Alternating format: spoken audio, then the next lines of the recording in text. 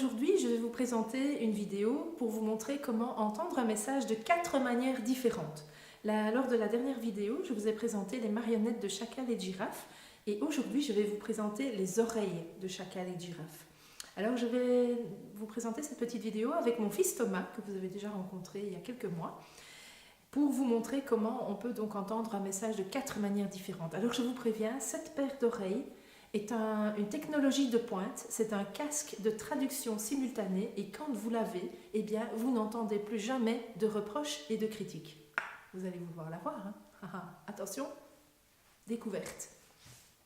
Wow, dis, ralentis, tu roules comme un pété, moi je vais plus en voiture avec toi, hein. Et si je roule comme un pété, c'est parce que t'es pas arrivé à l'heure dans la voiture. On était censé partir à 19h30, il est 19h50 et on n'est même pas dans la voiture. Alors si je roule dangereusement, c'est de ta faute, ça va? Bien, la première vidéo que vous venez de voir, Thomas avait ses oreilles de chacal tournées vers moi.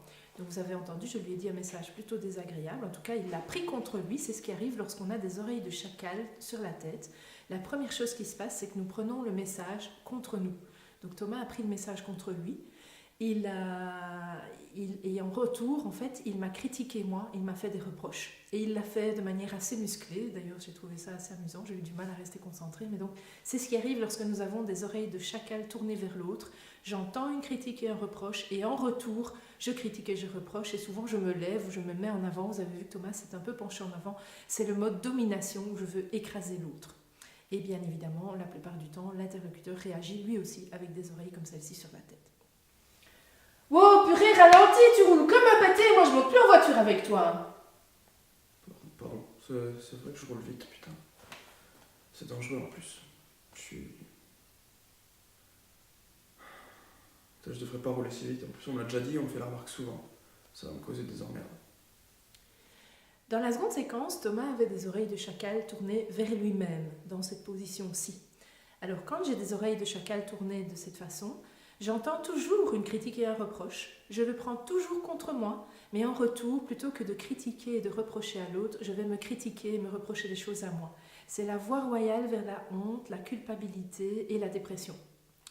Alors Marshall Rosenberg avait beaucoup d'humour, j'ai eu la chance de le côtoyer un peu, et il disait « Si vous voulez vous rendre la vie misérable, commencez par entendre des critiques et des reproches.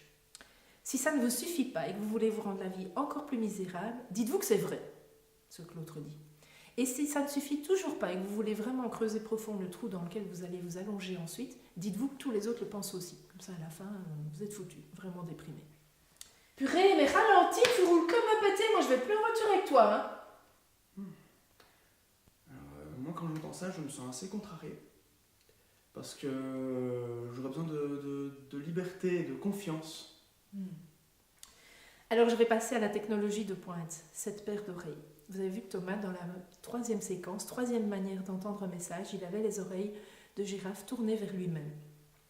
Dans cette position, en fait, je suis en mode auto-empathie, écoute de moi.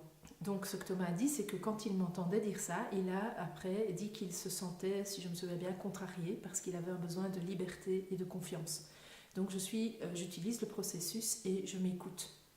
Donc j'entends peut-être encore une critique et un reproche, mais je le transforme, je le traduis directement. C'est pour ça que j'appelle ça un casque de traduction simultanée. Dès que j'entends la pensée de l'autre, je traduis, dans ce cas-ci, en sentiment et en besoin pour moi. Oh Thomas, purée, mais ralentis, tu roules trop vite comme un fanjo là. Moi je monte plus en voiture avec toi. Est-ce que tu as peur quand tu montes avec moi? Est-ce que tu as un besoin de sécurité? Oui, vraiment. Moi, j'ai vraiment peur. Dans la quatrième et dernière séquence, quatrième manière d'entendre un message, Thomas avait les oreilles de girafe tournées vers moi, donc vers l'interlocuteur. Quand j'ai les oreilles de girafe tournées vers l'autre, en fait, je n'entends plus de critique ou de reproche, ou en tout cas, je traduis, je transforme très vite en sentiment et en besoin, non pas pour moi, mais pour l'autre. Je suis en écoute empathique, je suis en empathie avec mon interlocuteur, je me connecte à ce qui est vivant en lui, c'est-à-dire ses sentiments et ses besoins. Voilà 4 manières d'entendre un message.